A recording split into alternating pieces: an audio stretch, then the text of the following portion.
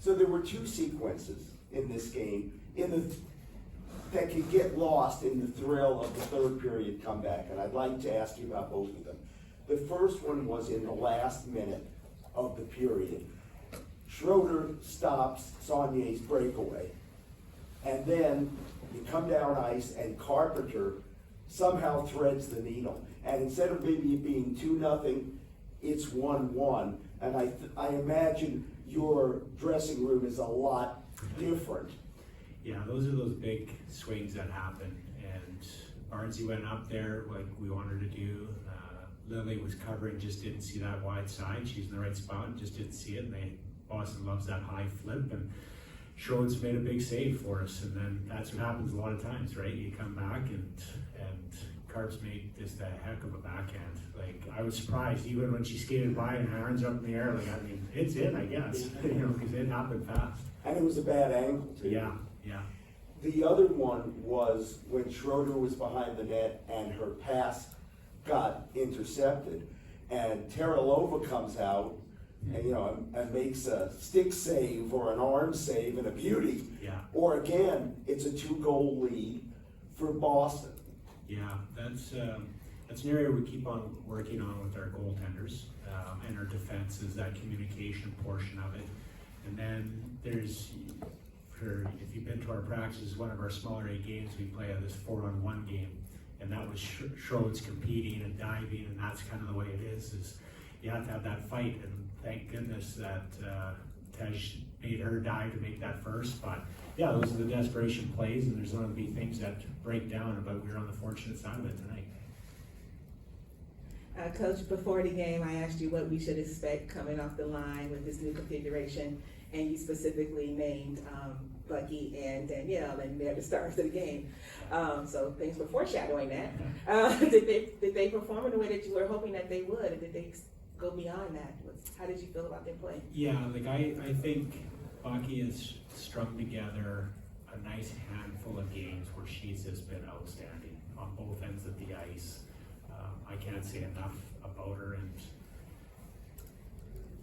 her just growing into the player she's supposed to be is really cool. You know, from day one of kind of Bummer asked her to be on the power play early on in the season.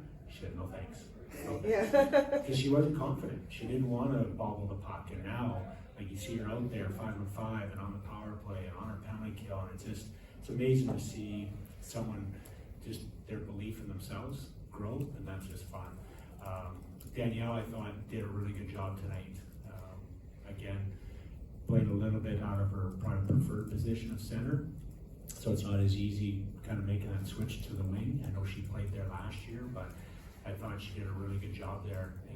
And then obviously that big goal at the end, and that's what we expect from her, is she has that kind of talent to be a big game breaker. So yeah, it's pretty cool to see both of them doing well together.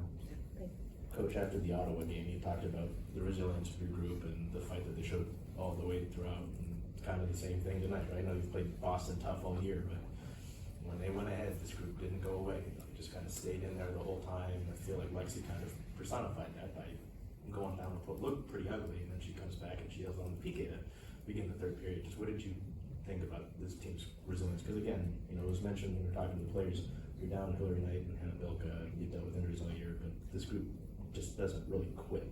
Yeah, we're still searching for perfection from this line, but one thing they do is they don't quit. They do keep coming, and I think that starts early on with like Carps and Hill setting that tone that they don't ever change whether we're up or down. I think the group starts to take that on and just believe like, hey, just keep at it, keep at it, keep at it. Again, for the most part for our season, there's been very little poor body language if we're down. You know, they're always kind of up and ready to go, and it just shows we keep fighting one way or another, up or down. We just kind of keep on going, and like I said, we're still striving for perfection, and it's a work in progress, but our goal is to try to push into that playoff, and I think if we can get there, this resilience that you're building and the character that we're building will be a big advantage. What did you see on your special teams tonight? PK, you know, you're dealing against the league's respectively best on both special teams units, but your PK does a big job, and then on the power play, you know, they don't really cash in, but, you know, they're still generating, it seemed like there were a ton of rebounds available for them. Yeah. What did you like about the special teams units?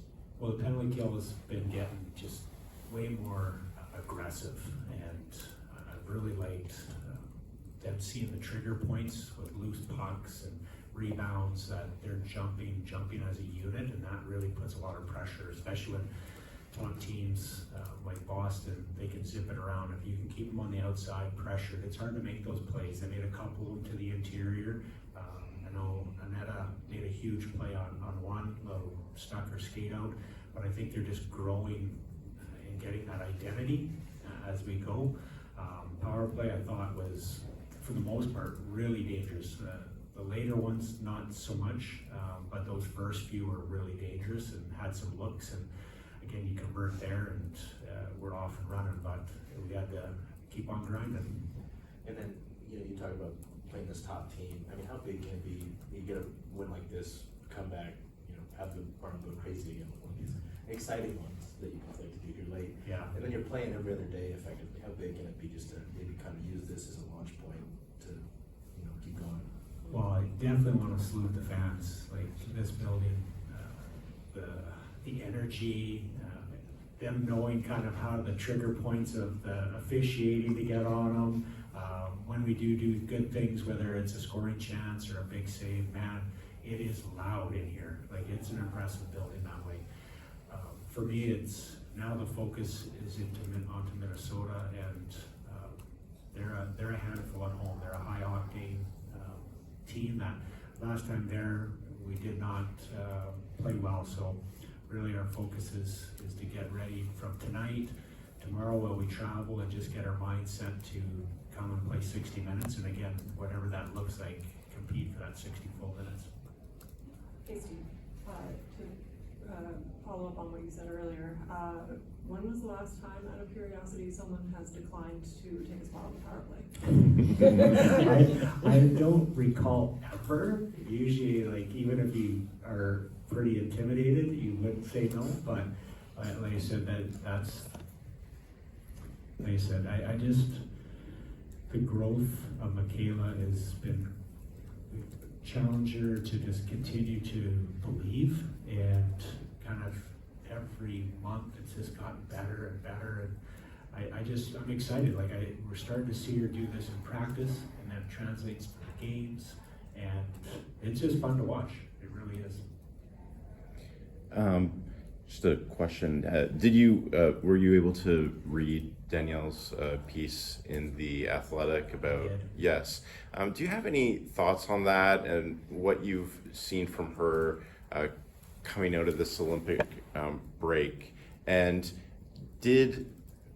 not necessarily reading that, but your interactions with her factor and understanding her psychology right now factor into putting her on a different line, or is that purely an on-ice decision? Just on ice.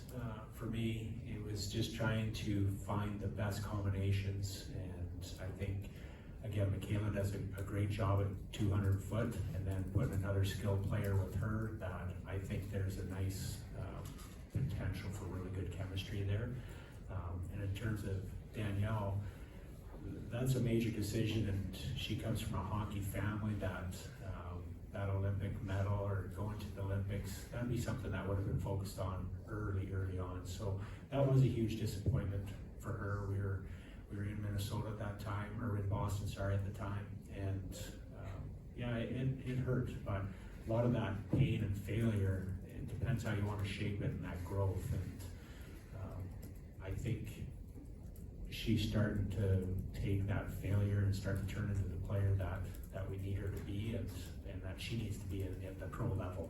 And there's just, like I said, that we look at someone like Julia that took that disappointment a few years ago and decided to make some changes, right? And Danielle will be the same. If she wants to make that team 4 years from now, it's in her hands. And I like what she brings as a skill set and everything. It's all there, and it's now just maturing into what a professional hockey player looks like day in, day out, game in, game out, and we see some brilliant flashes of it, and then there's some moments that it's not quite there. I think just as she grows, we'll see that consistency and her taking her game and our team to another level. Thanks, Steve. Thank you. Hope to see you again soon.